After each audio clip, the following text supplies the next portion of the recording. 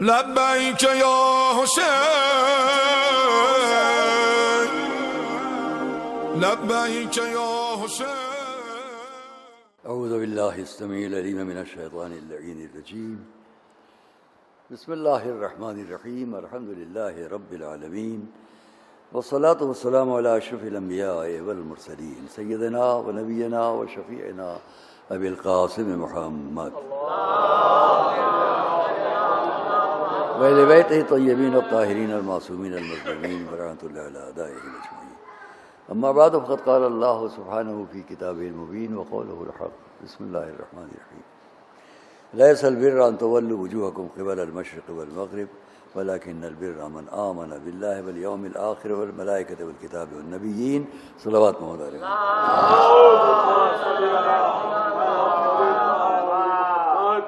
دیکھیے عزیزان گرامی، ہم ادائے امام مظلوم میں اس پر یقین رکھتے ہیں کہ جس رخ سے بھی، جس زاویے سے بھی، جس اعتبار سے بھی یہ ذکر اور تذکرہ ہو، وہ ساری دنیا کے لوگوں تک ایک پیغام ضرور پہنچاتا ہے کہ انسانیت کا شرف کیا ہے، انسانیت کی بلندی کیا ہے، یہ ہے. اور اس لیے ہم یہ کہہ سکتے ہیں کہ ہمارا یہ مشن عزائے مظلوم کا، بہت سے مواقع ایسے ہوتے ہیں کہ ہم سامنے والے کو حق بتانا چاہتے ہیں مگر خود جانتے نہیں ہیں،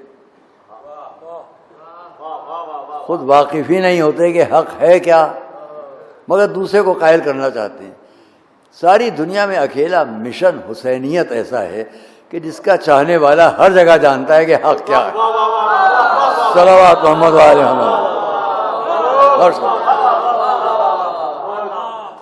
اور اس لیے ہم آج کی اس مجلس میں وقت زیادہ ہو جائے گا، اس لیے میں اپنے وقت کے اندر ہی بات ختم کرنا چاہوں گا. ہاں، کل اور پرسوں 2 دن ہمیشہ ہمارا 3:30 تک کا وقت رہتا ہے، یہ ہم ہمیشہ کہتے چلے آتے ہیں. اس لیے آج بھی ہمارے عزیز ترین عالم تشریف فرما ہے، یہاں کے بعد ان کو خطاب کرنا ہے تو میں ان کا وقت نہیں لینا چاہوں گا. حالانکہ میں نے کہہ لیا ہے، ان کی اجازت ہے، لیکن پھر بھی میں کوشش کروں گا کہ وقت کے اندر بات ختم ہو سکے.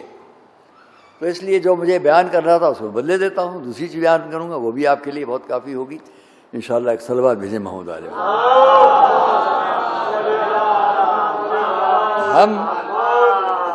ہم یہاں آپ کو ایک فہرست دے رہے ہیں. اب ہم نے اپنا بیان آج کا بدل دیا، اس لیے ہم آپ کو دوسری چیز سنائیں گے. اور کل انشاءاللہ ہم نے وعدہ کیا تھا کہ آج ہم ہندوستان کی شیعیت کی تاریخ، حسینیت کی تاریخ شروع سے وعدہ تھا کہ بیان کریں گے. باہر سے بہت سے فون آئے، میں نے کہا آج ہم بیان کریں گے، لیکن اب آج ہم اسے چھوڑ رہے ہیں. کل موقع ملا تو کل. آج آپ کے سامنے پہلے میں ایک فہرست گراتا ہوں. اپنی اپنی جستجو ہے، اپنی اپنی فکر ہے، اس حساب سے ہم بات کرتے ہیں. ہمارے سامنے، آپ کے سامنے قرآن کریم ہے. سب حضرات عالم اسلام میں کوئی ایسا نہیں جس پر یقین نہ کرتا ہو، اور کوئی اختلاف اس میں کسی کو بھی نہیں ہے. کتنی ہی جھوٹی باتیں کر لو کہ یہ اس قرآن کو مانتے ہیں، اس کو نہیں مانتے، اس کو مانتے، اس کو نہیں مانتے، آپ کا جھوٹ تو سب سے بڑا اس پر ظاہر ہو جاتا ہے کہ کسی بھی مسجد میں چلے جاؤ، کسی بھی شہر میں چلے جاؤ، کسی بھی ملک میں چلے جاؤ جہاں امام حسین کے ماننے والے ہیں، وہاں تم کو وہی قرآن ملے گا جو تمہارے یہاں ملے گا. اسی سے بہت بڑا جھوٹ ظاہر ہو جاتا ہے، یہ اس قرآن کو نہیں مانتے.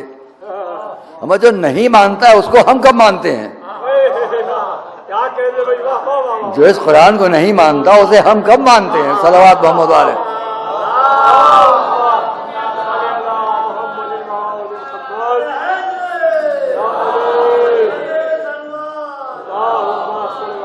اب میں آپ کے سامنے یعنی آپ سے مراد آپ کے ذریعے ساری دنیا تک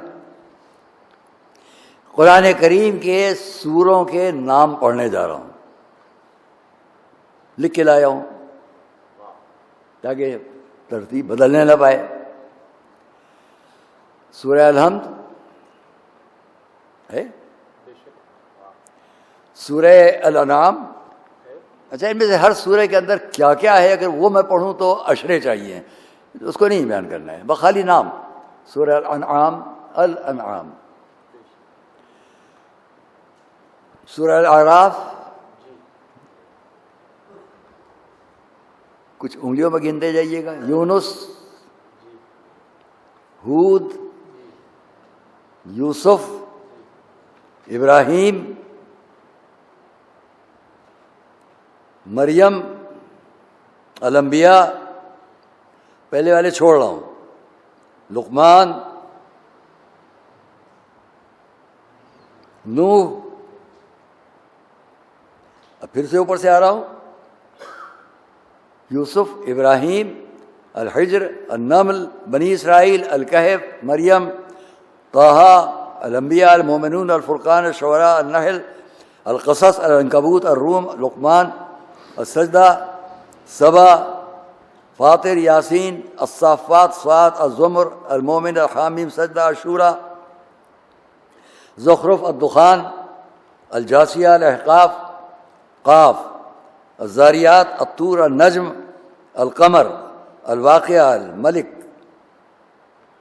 القلم, الحاقہ, المعارج, نوح, جن, المزمل, المدثر, القیامہ, المرسلات, النبأ, النازعات, عبس, التکویر, الانفطار, المطففین, الانشقاق, البروج, الطارق, الاعلیٰ, الغاشیہ, الفجر, البلد, الشمس, اللیل, الضحیٰ, النشرہ, التین, العلق, القدر, عادیات, قاریات, تکاثر, النصر, الہمزہ, الفیل, قریش, الماعون, الکوثر, الکافرون, اللہب, الاخلاص, الفلق, الناس. یہ کتنے ہوئے؟ 86 سورے ہوئے. اب 28 اور سن لیجئے. یہ 86 ہوئے, 28 اور سنیے. یہ ہیں البقرہ, آل عمران, النساء, المائدہ, الانفال, التوبہ, الرعد, الحج, النور, الاحزاب, محمد, الفتح, الحجرات, الرحمن, الحدید, المجادلہ, الحشر, الممتحنہ, الصف, الجمعہ, المنافقون, التغابن, الطلاق, التحریم, الدہر, البینہ, زلزال, العصر. 28 وہ ہیں 86, یہ 28, کل کتنے ہوئے؟ 114. اس کو ذہن میں رکھیے. جب میں حج کرنے گیا تھا غالباً سن 82، تو اس وقت ہمارے جو وہاں پر معلم تھے ان کے ساتھ صرف اکیلا میں ان کے ساتھ تھا ہندوستانیوں میں. باقی صاحب یورپ امریکہ کے لوگ ان کے یہاں تھے. مجھے پتہ نہیں کیوں انہیں کے یہاں ڈال دیا گیا، کیونکہ یہ اختیار ان کی حکومت کو کس کو کہاں کر دیں. میرا نام ان کے یہاں ڈال دیا گیا. میں بہت گھبرایا، لیکن آفس ایک ہی تھا ان کا، اور باقی نام نہیں لوں گا. میں نے کارواں مرتب کر دیے تھے. چونکہ میں اکیلا تھا تو میں نے طے کیا کہ میں زیادہ سے زیادہ زائرین کی خدمت کروں. یہ لوگوں کو نہیں معلوم ہے. ہمارا جذبہ بچپن سے سب رہا. اس وقت جب ہم گئے، آج اس ممبر پر آتے ہوئے مجھے بہت سوچ کر اس سیڑھی تک آنا پڑتا ہے. اور اس وقت ہم نے کارواں مرتب کیے تھے. بعض مواقع ایسے ہوتے تھے کہ جو ہمارے ساتھ تھے لوگ، ہم نے ان کو معین کیا تھا کہ والنٹیری کام کرو ہندوستان کے حاجیوں کے لیے. ان کا کوئی پوچھنے والا نہیں تو ہمارے لوگوں کا. تو ہمارے نام سے، یعنی اتفاق سے بمبئی میں ہمارا ایک فیکس پڑھ دیا گیا، جبکہ وہ ایک شخص کے لیے تھا. وہ عام ہو گیا اور دنیا بھر کے جتنے وہاں حجاج پہنچ رہے تھے وہ حمید الحسن کا ہے، حمید الحسن کا. میں بہت پریشان ہو گیا تھا. 36 گھنٹے مجھے سڑکوں پر چلنا پڑتا تھا. نہ نیند، نہ کچھ، نہ کھانا، نہ پانی. پیر زخمی تھے. طواف کراتے 3 کام سب کے لیے کرنا تھے. آئے ہو ٹھہرنے کی جگہ، چلو طواف کرا دیں تاکہ احرام کی آسانی ہو جائے، اور تمہیں یہ بتا دیں کہ کہاں پر کھانا ملے گا، پانی ملے گا، دواخانہ ملے گا، یہ سب یہ کام واجب تھا۔ اس میرے ساتھ جو میں نے معین کر رکھے تھے، میں نام لے رہا ہوں کہ مولانا غلام عسکری صاحب اللہ بھی ہمارے ہی ساتھ تھے۔ ان کی اہلیہ محترمہ خدا ان کو طول حیات دے، مولانا غلام عسکری صاحب اللہ نے ایک وقت ہم سے یہ فرمایا کہ دیکھو میاں، تم ان کی اولاد کی طرح ہو، ہجوم بہت ہے، طواف میں تم ہماری مدد کرو۔ میں نے کیا کروں؟ انہوں نے کہا تم آگے آگے رہنا، میری اہلیہ تمہارا کندھا پکڑیں گی، میں ان کا کندھا پکڑوں گا، تب طواف کریں گے۔ لاکھوں انسان، یوں ہی طواف ہوا تھا، یہ میں ممبر سے بیان کر رہا ہوں۔ اس لیے میں نے کہا کہ جو دنیا بھر کے زائرین آتے تھے ان میں کبھی کبھی ان کے بستر بند، ان کے ٹنگ، ان کے سامان لاد کے ہم 6 منزل تک گئے ہیں، جس پر وہاں کے بعض خادم کہنے لگے یہ بڑا پیسہ کما رہا ہوگا۔ انہوں نے کہا ایک بیگ اٹھا لو تو 100 درہم ریال، یہ تو بڑا پیسہ کما رہا ہوگا۔ تو حیدرآباد کے ہمارے ایک محترم بزرگ تھے جناب تقی حسن صاحب وفا، ان کے بیٹے، آج بڑا نام ہے ان کا، انہوں نے مجھے بلایا اور بلا کر یہ کہا ادھر آئیے ادھر آئیے۔ جب میں قریب گیا عرفات کے میدان میں تو انہوں نے کہا یہ دونوں یہ کہہ رہے ہیں آپ کے لیے۔ اب وہ سر جھکائے بیٹھے ہیں، تو میں نے کہا کہنے دیجیے، میں اپنے کام میں لگ گیا، کیونکہ اتفاق سے یہی کالی قبا تھی، سر پر کالی نماز والی ٹوپی تھی، یہ امامہ آبا نہیں تھا، اس کو میں طے کر کے رکھے ہوئے تھا۔ وہ دونوں حضرات مجھے بڑی قدر ہوئی کہ 6 مہینے کے بعد میرے گھر پر دونوں حضرات تشریف لائے لکھنؤ حیدرآباد سے چل کر۔ انہوں نے کہا ہم صرف یہ معافی مانگنے کے لیے آئے ہیں کہ ہم نے آپ کے بارے میں ایسا برا خیال وہاں کیوں کیا تھا، یہ ہماری قوم ہے، ہم نے یہ خیال کیسے کیا کہ آپ اس سامان کو اٹھا کے پیسہ کما رہے ہوں گے۔ تو میں نے اس پر کہا کہ وہ معلم ہم کو بہت چاہنے لگے تھے، بہت لوگوں نے ہمیں مانگا، ان کا نہیں ہم اس کو نہیں دیں گے۔ ہم سب کے کام آ رہے تھے، والنٹیری کام کر رہے تھے، اور بڑا ہمیں مسرت تھی اس کام کی۔ اس وقت بھی ہیں گجرات میں ایک صاحب حبیب بورانی کر کے، تلاجہ یا تلوجہ میں ہیں، ان کے ٹرک والا چلتے ہیں، ان کو بھی میں نے والنٹیئرز گروپ کا ایک دے رکھی تھی ذمہ داری۔ 43 بوڑھے بزرگ انسان کو میں نے اپنے کارواں میں لیا، باقی سب کو الگ الگ کارواں بنا دیے تھے کہ یہ کروں گا کام میں، چونکہ میں فرسٹ فلائٹ سے گیا تھا، اکیلا تھا، اس لیے میری ذمہ داری تھی کہ میں یہ کام کروں۔ لوگ کہتے ہیں کہ صاحب یہ ملا کی دوڑ مسجد تک، کبھی ہمارے ساتھ چل کے دیکھو تب تمہیں معلوم دے گا کہ تمہاری دوڑ مسجد تک ہے کہ ہماری دوڑ مسجد تک ہے، کس کس کی دوڑ مسجد تک ہے۔ ملا کی دوڑ مسجد تک نہیں ہے، ملا بیچارہ جاتا ہے جو آپ کہتے ہیں کر لیتا ہے۔ خیر اس پر نہیں بات کرنا ہے، ایک صلوات بھیجیں مگر۔ وہ وہاں کے جو معلم تھے انہوں نے مجھ کو بڑی محبت سے ایک وقت یہ مدعو کیا، وہیں کے عرب ہوتے ہیں سب، آج رات کو آپ ہمارے گھر پر ایک چائے پی لیں۔ کبھی نہیں کرے گا کوئی معلم آپ۔ میں ان کے ساتھ چلا، رات کا وقت، لمبی گاڑی تھی، ہم دونوں پیچھے بیٹھے تھے، ڈرائیور گاڑی چلا رہا تھا۔ تو میں نے اتنا کہا کہ ہندوستان میں ہماری عزاداری اس طرح ہوتی ہے اور امام حسین کے چاہنے والے اس طرح ماتم کرتے ہیں۔ تو رات کے اندھیرے میں مجھے محسوس ہوا کہ گاڑی کے اس کونے میں وہ رومال نکال کے آنسو پوچھ رہے ہیں۔ 2 مرتبہ میں نے تجربتاً کہا، دونوں مرتبہ میں ان کو روتے ہوئے پایا۔ نام حسین سن کر کیوں وہ رو دیے؟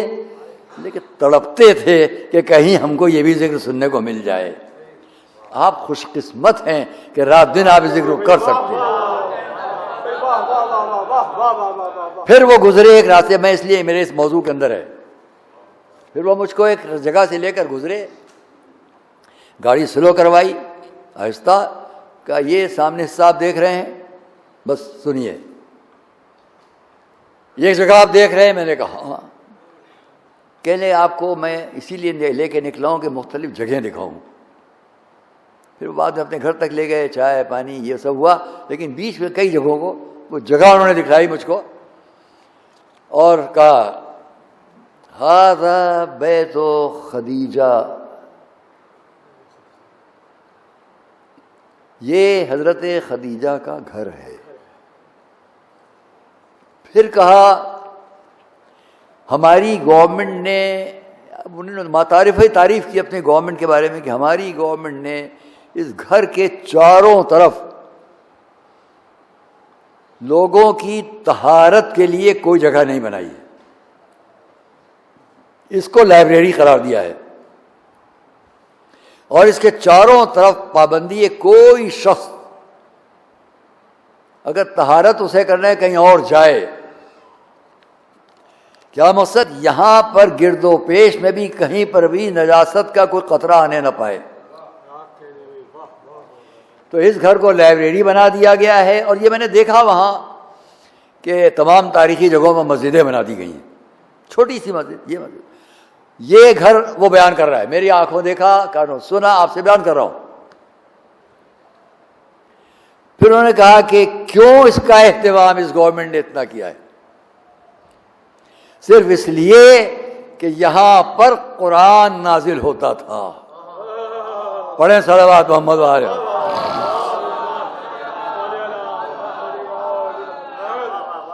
بلند صلوات محمد علیہ۔ یہاں پر آپ حضرات غور فرمائیے گا کہ وہ وہاں کا عرب بڑے عہدے پر، جس کے دونوں بڑے بھائی بہت بڑے عہدوں پر آتے، وہ مجھ سے کہہ رہا ہے اس جگہ لائبریری ہے، اس کا اہتمام ہے کہ چاروں طرف کوئی طہارت کی جگہ نہ ہو، جائے تو کہیں دور جائے، کیونکہ یہاں قرآن نازل ہوتا تھا۔ اب آپ کی خوشی کے لیے میں پوچھوں، 13 سال میں 3 سال گھٹا دو، 10 سال تک حضرت خدیجہ دعوت ذوالعشیرہ سے لے کر حضور کے 7 سال، اس سے پہلے سے قرآن کا نزول، دعوت ذوالعشیرہ سے لے کر 10 سال ساتھ ہیں۔ حضور کی ہجرت کے 3 سال پہلے وفات ہو گئی ہے، بات ٹھیک؟ آپ مورخ ہیں، بتائیے ٹھیک ہے؟ ہمارے حضرات علماء تشریف فرمائیں۔ اور 3 سال پہلے ہی حضرت ابو طالب کی بھی وفات ہو گئی۔ اب مجھے کوئی یہ بتلائے، حضرت خدیجہ کے چلے جانے کے بعد کیا یہ گھر خالی ہو گیا؟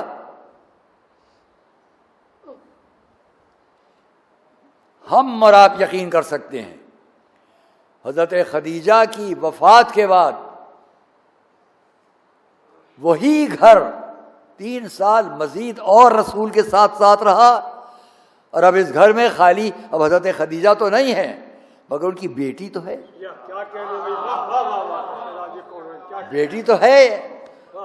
اب میں ایک مرتبہ آپ سے میں نے اس لیے کہا انگلیوں پر گنی ہے، پھر سے میں آپ کے سامنے تکرار کر لوں کہ ذرا اس کا خیال فرمائیے کہ اس گھر میں 86 سورے نازل ہوئے۔ پڑھیے صلوات محمد علیہ۔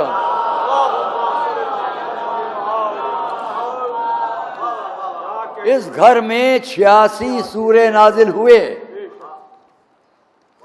جن میں اگر ایک ایک سورے پر کیا اس میں کیا اور وہاں کیا تو آپ کا اور بڑا وقت خرچ ہو گیا، اس کو چھوڑتا ہوں۔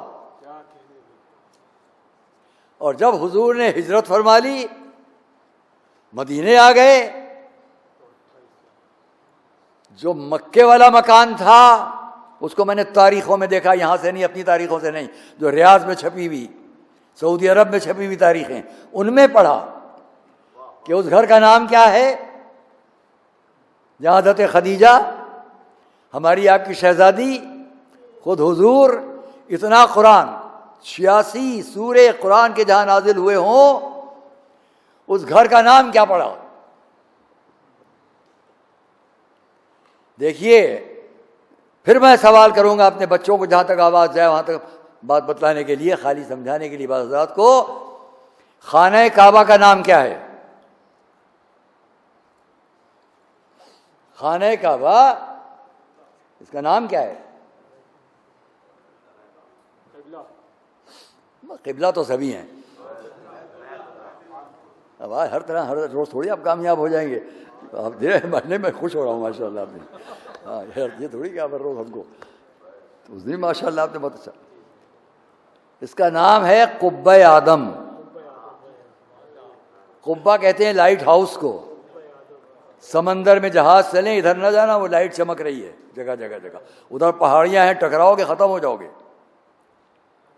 سمندر میں جب جہاز چلتے ہیں ہم نے دیکھا ہے، یہاں سے افریقہ جاتے سمندر میں جہاز سے گئے 11 دن تک آسمان و پانی، کئی مرتبہ عراق گئے سمندری جہاز، تو ہوائی جہاز ہر طرف، تو اس میں بھی وہ لائٹ ہاؤس کہلاتے ہیں، لائٹ چمکتی رہتی ہے رات کے وقت تاکہ جہاز ادھر نہ جائے ورنہ ٹکرائے گا، نیچے پہاڑی ہوگی ختم ہو جائے گا۔ خانہ کعبہ کا حضرت آدم کے وقت جب اس کی تعمیر ہوئی پہلی مرتبہ تو اس کو قبہ آدم کہا گیا۔ قبہ لائٹ ہاؤس کو کہتے ہیں جہاں نور کی روشنی کی بات ہو۔ تو میں نے خیال کیا کہ شہزادی کے لیے کہا گیا کفو کون، بافہم مجمع توجہ کرے گا، تو میں نے خیال کیا مولا علی کی ولادت تو کعبے میں، شہزادی کی ولادت خانہ جناب خدیجہ میں، لیکن جب تاریخ میں دیکھا تو سکون ملا، اس کو قبہ آدم کہتے ہیں، اس کو قبۃ الوحی کہتے ہیں۔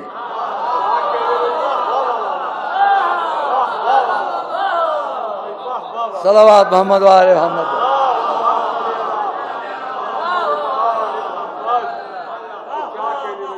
قبہ آدم یہ قبۃ الوحی، یہ تو ہوا مکہ معظمہ، اور جب مدینہ منورہ، آج اسی پر بس چند جملے تاکہ وقت کے اندر سب بات ختم ہو، انشاءاللہ باقی کل۔ مدینہ منورہ سب آنکھوں دیکھی باتیں بیان کر رہا ہوں۔ وہاں جب میں گیا حج کرنے کے لیے گیا، وہاں سے اب مدینہ گیا، آپ بھی گئے ہوں گے، آپ بھی حضرات گئے ہوں گے، سب حضرات نے دیکھا ہوگا جتنے حاجی حضرات ہیں، اتنے بڑے ایریا میں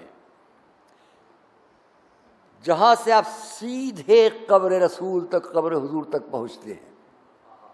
یہ دروازہ میری طرف دیکھیے گا آپ، یہ آپ سڑک سے آئے، یہاں ہے یہ دروازہ، اس سے اندر آئے، اب یہاں پر ایک رواق سا ہے، اس سے جیسے آپ یہاں اندر آئے یہ قبر حضور ہے، حضور کی قبر مدینہ منورہ۔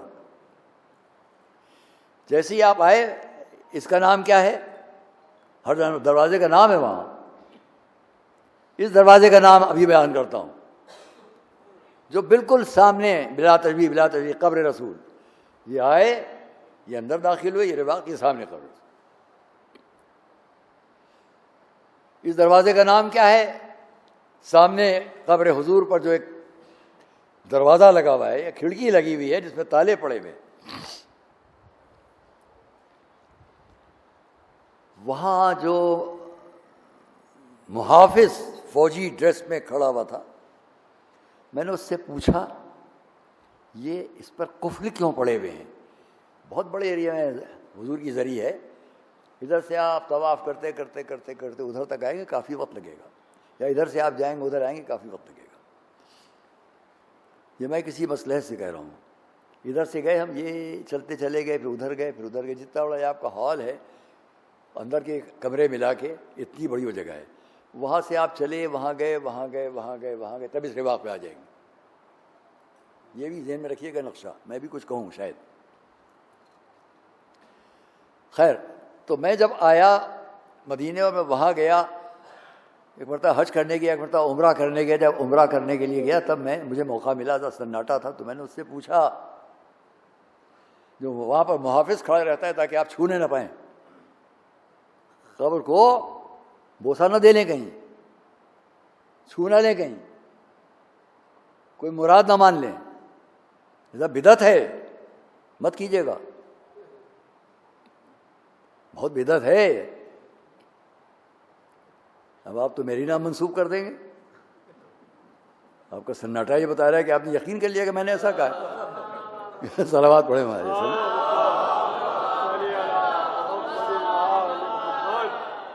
میں نے اس سے پوچھا، موقع مل گیا، یہ قفل کیوں پڑے ہیں؟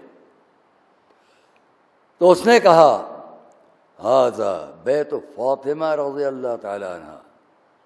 مجھے اس نے بتایا قبر حضور ہے، یہ حجرہ حضرت معصومہ کا ہے، شہزادی کا ہے، ھذا بیت فاطمہ رضی اللہ تعالی، یہ ان کا گھر ہے، تو بھائی تم نے تالے کیوں ڈال رکھے ہیں؟ یہ وہ جانے، مجھے نہیں معلوم، لیکن میں آپ سے جو کہنا چاہتا ہوں، بھئی یہ حضور، یہ جناب ہماری حضور شہزادی کیا حجرہ، ان کے نزدیک بھی آج بھی یہی بیت فاطمہ ہے، گھر حضور کی بیٹی کا گھر مدینے میں، وہ جو ہے یہ دروازہ جس سے آئیں گے یہ کیا ہے، ابھی آپ چونک جائیں گے، سمجھ جائیں گے پوری بات، میرا بافہم مجموعہ سب سمجھ جائے گا۔ یہ حضور کی قبر، کیونکہ قبر کہاں ہے، یہ پہلے مقبرہ، یہ قبر نہیں تھی، گھر تھا، اسی گھر میں دفن، اس سے مل کر ہماری شہزادی کا گھر، کیونکہ وہ اعتراف کر رہا ہے بیت فاطمہ۔ توجہ کریں گے صاحب حضرات، وہاں میں نے آپ کے سامنے 86 سورے بیان کیے، مکے والے، مدینے والے 28 سورے۔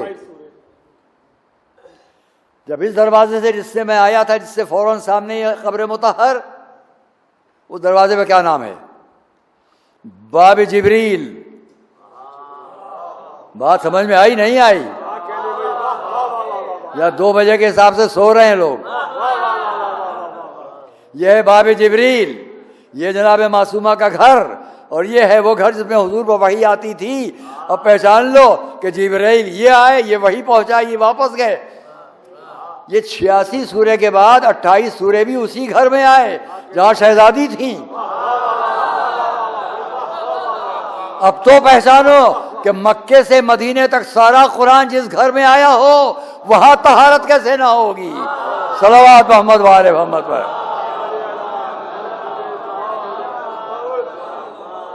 صلوات اور محمد آئے تشریف لائے۔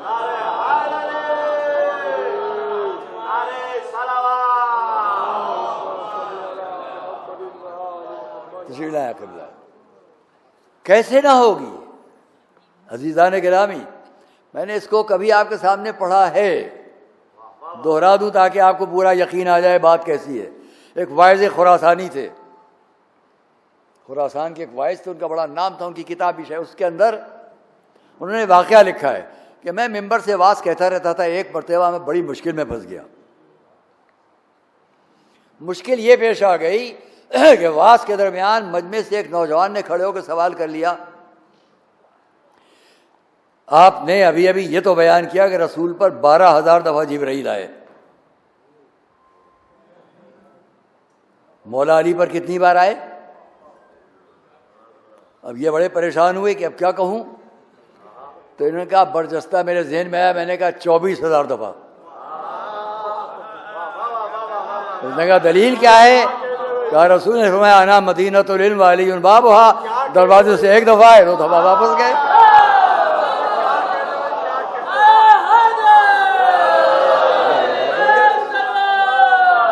24,000 دفعہ ہو گیا۔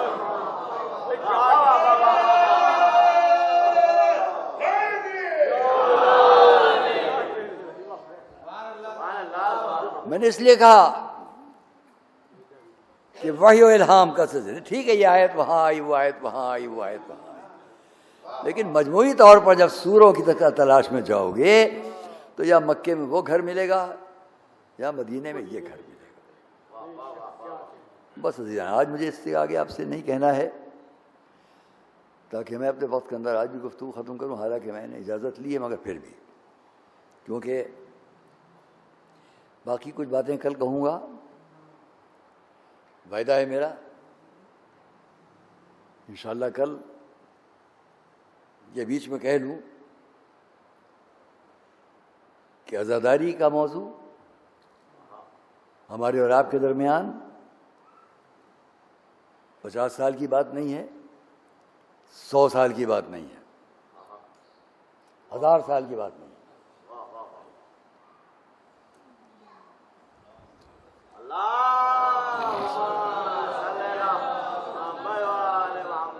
اور میں اس بات کو کئی جگہ کہہ چکا ہوں، یہاں بھی دوہرا دوں، کیونکہ ہندوستان میں، ہمارے بھارت میں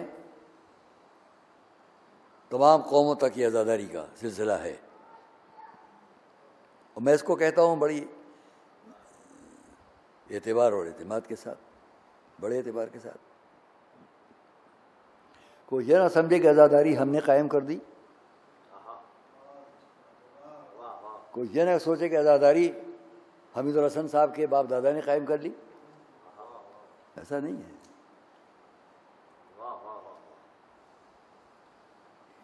تاریخ کے اعتبار سے ماشاءاللہ تاریخ پر آپ کی بڑی نظر ہے۔ میں ایک بات کہنے جا رہا ہوں، امروہہ ہمارا جدی وطن ہے، لیکن اس اعتبار سے نہیں کہ میرا جدی وطن ہے تو میں کہہ رہا ہوں۔ میرے پاس پورا تاریخی ثبوت اس بات کا ہے۔ ہمارے جد ہوتے تھے جناب سید محمد اشرف دانشمند، لقب تھا ان کا، سید محمد اشرف دانشمند لقب پڑا۔ یہ دانشمند کا لقب اس زمانے میں شہنشاہ ہند کی طرف سے دیے جاتے تھے، لیکن انہوں نے وہ لقب شہنشاہ ہند کی طرف سے نہیں، جو امروہہ کے تمام اس وقت کے لوگ تھے اہل بیت اطہار کے چاہنے والے، انہوں نے ان کی کیفیت زندگانی کی دیکھ کے لقب دیا تھا، جس پر اس علاقے کا نام، محلے کا نام دانشمند پڑا۔ میں ان کی بڑائی میں بات نہیں کہہ رہا ہوں، کیونکہ میں نے کل آپ کے سامنے حضرت عبداللہ زربخش کے بارے میں بیان کیا تھا، اور حضرت عبداللہ زربخش جب آئے ہیں تو لاہور میں ان کو آئے ہوئے 9 سال کم 1000 سال ہو رہے ہیں، 1000 سال حضرت عبداللہ جی کا میں نے کل قصہ بیان کیا، تشریف لائے۔ 500 سال گزر گئے، 550 سال گزر گئے کہ آئے کہاں؟ یہ تشریف فرمائے ہمارے یہیں انوار میاں، میں نے ابھی دیکھا تھا انوار میاں یہاں، یہ بیٹھے انوار میاں، ان کا علاقہ ہے پچھم بلاؤں کہلاتا ہے، ان کو بتا رہا ہوں۔ آپ نے ہم کو بلایا کہ ہم وہاں افتتاح کریں، بہت پہلے کی بات ہے کہ ہم اس کا سنگ بنیاد رکھیں پھر افتتاح کریں۔ میں نے جب تاریخ میں دیکھا کہا نہیں، لیکن میں نے سوچا یہ رشتہ ہے۔ یہ رشتہ یوں ہے کہ حضرت عبداللہ زربخش جب لاہور سے اچانک اس طرح جس طرح میں نے کل بیان کیا ہے پہنچائے گئے، تو پہلے وہ بلاؤں آئے، جس کو آج آپ پچھم بلاؤں کہتے ہیں، اور وہاں یہ ہے کہ آنے کے بعد انہوں نے دریا میں نہائے، غسل کیا، اور پھر وہاں عبادت کی، نماز پڑھی، پھر وہاں سے آہستہ آہستہ زیت پور پہنچے، جہاں یہ سب ہوا۔ اور مورخ نے لکھا کہ جس دریا میں وہ بلاؤں میں اور کوئی دریا ہی نہیں سوائے گومتی کے،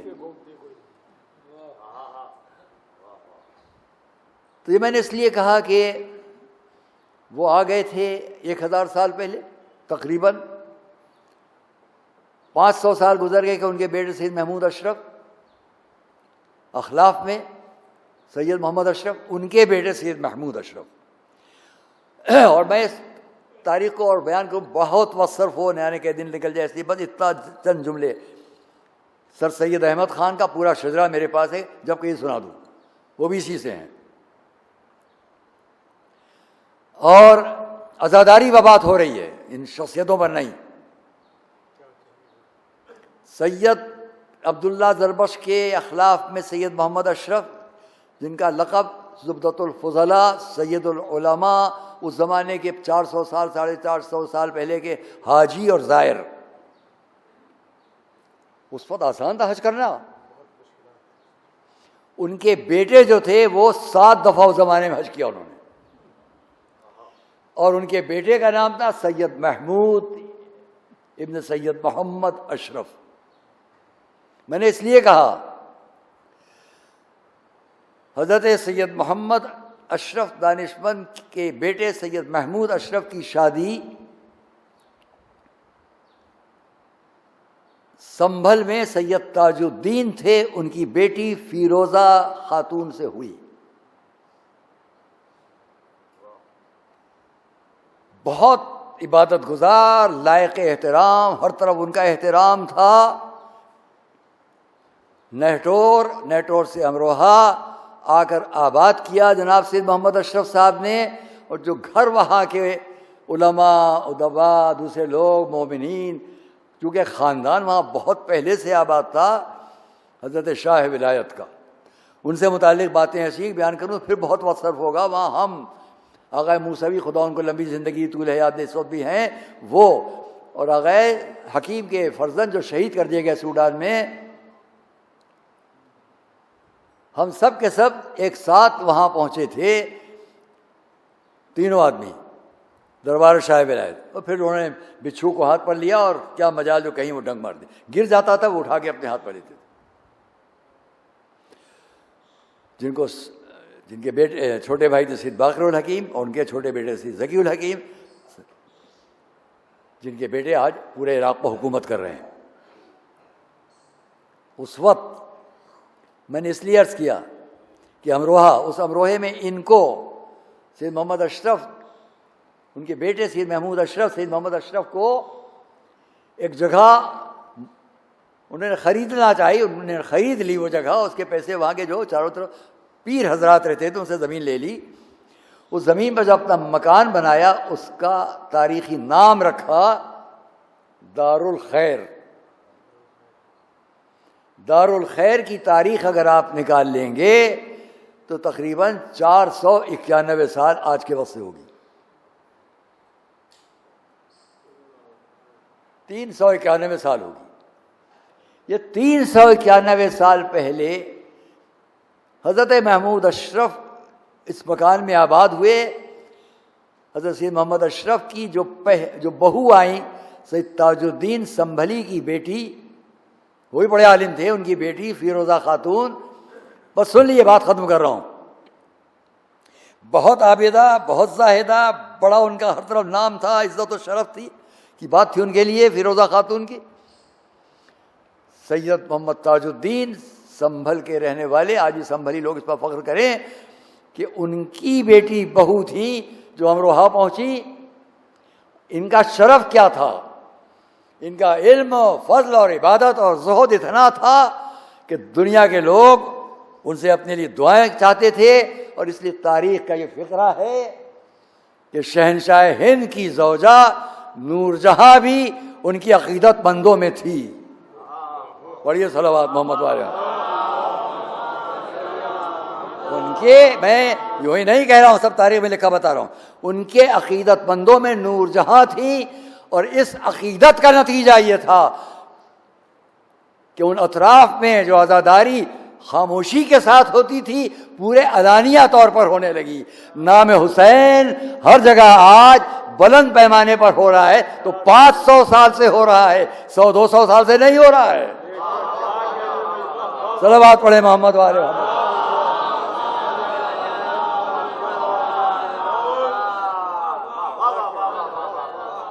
ہر گوشے پر ہندوستان میں جہاں کی بات کہی بیان کروں گا. ہر جگہ جب میں جاتا ہوں مجھے شوق ہے وہاں کی معلومات حاصل کرتا ہوں. مہاراشٹر میں کہاں سے شروع ہوئی، گجرات میں کہاں سے شروع ہوئی، بنگال میں کہاں سے شروع ہوئی، مشرقی بنگال میں کہاں سے، ساری تاریخ، مگر بڑا وقت چاہیے عزیزان کرام بس. اور یہ اس لیے کیوں ہے، ایک موقع پر ہم بیٹھے ہوئے تھے مراری باپو کے ساتھ، ہمایوں کی تقریریں ہو چکی تھیں، تو میں نے ان سے کہا اپنے لوگوں کو سمجھا دیجیے آپ. میں یہاں سے کہہ رہا ہوں ان تک آواز جائے. جس پر انہوں نے اپنے لوگوں سے کہا یہ بہت بڑی بات کہہ رہے ہیں، سنیے. میں نے کہا اپنے لوگوں کو بتا دیجیے، پیار سے کہا اپنے لوگوں کو بتا دیجیے آپ. کسی بابر، کسی ہمایوں، کسی اکبر، کسی جہانگیر، کسی اورنگزیب کے شرمندہ احسان ہم لوگ یہاں نہیں ہیں. اور یہ صلوات محمد نہیں ہے احسان میں.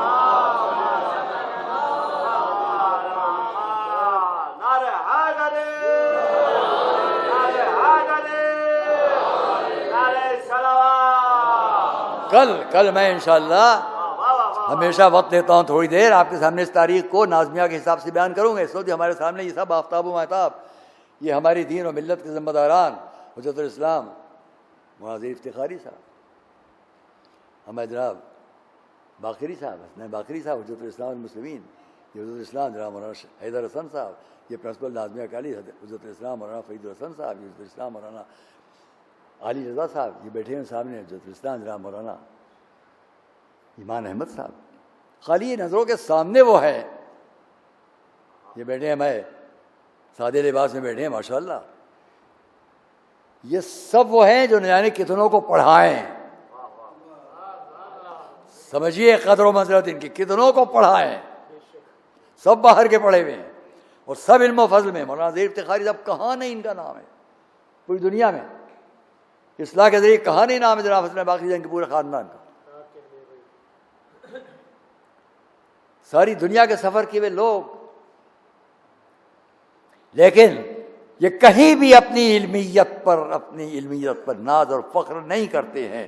ہر جگہ فخر اس پر کرتے ہیں کہ ہم حسینی ہیں. صلوات محمد وآل محمد. ایک اور صلوات محمد.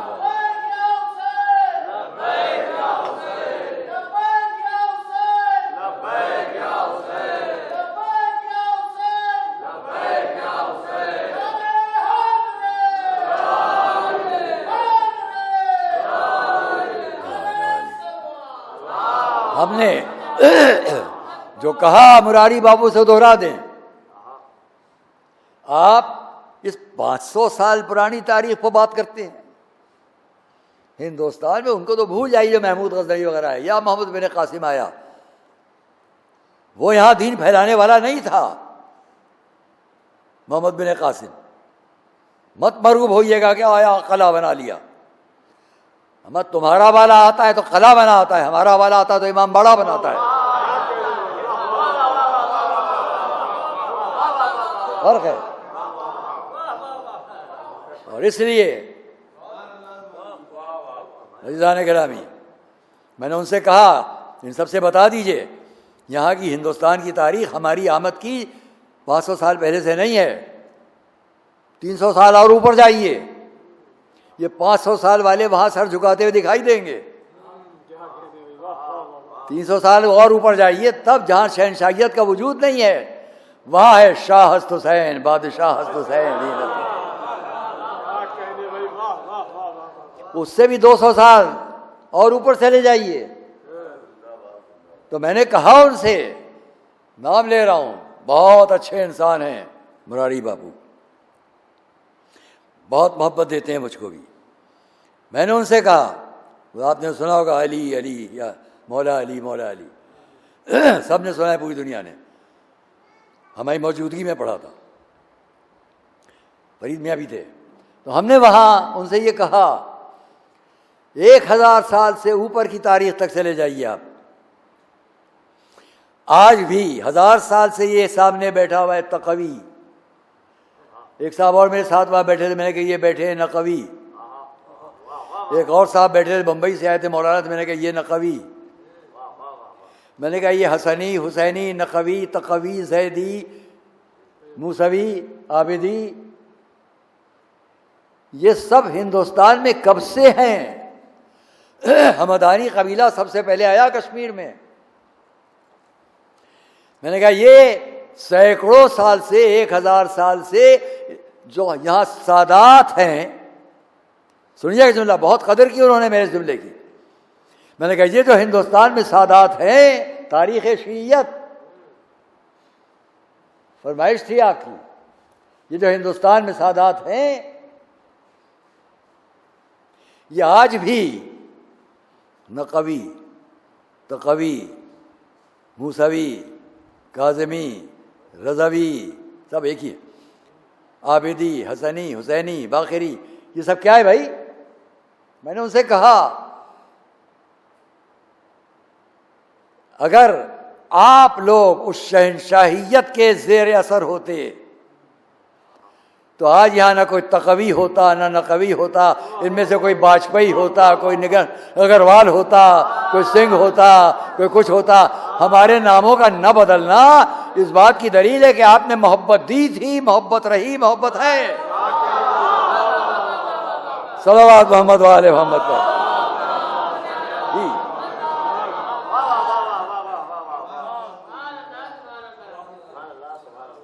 ظلم کے زیر سایہ کوئی ہے نہیں بڑھتی.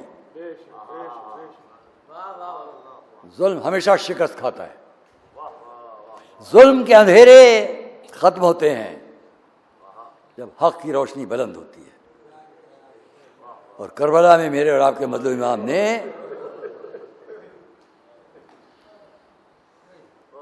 پانچ سات منٹ بس 5-7 منٹ کیا ہوا ہے. ذرا دونوں باتیں ملا کے آپ سے کہہ دوں تاکہ جلدی مصائب بھی ختم ہوں اور آپ پوری طرح مصاب ہوں. امام حسین اپنے بھائی امام حسن کو بہت چاہتے تھے.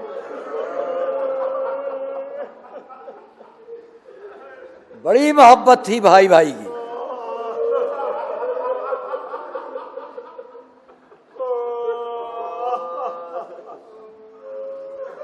اور جب امام حسن دنیا سے رخصت ہونے والے ہیں اس پورے منظر کے گواہ دو ہیں خانوادے کے بزرگوں میں. ایک خود امام حسین، ایک حضرت زینب.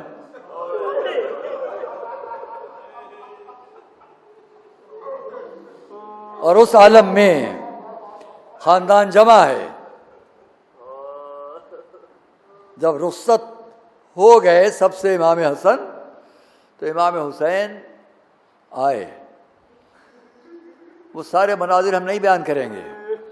کیا ہوا جب ایک امام کے جنازے پر تیروں کی بارش ہوئی.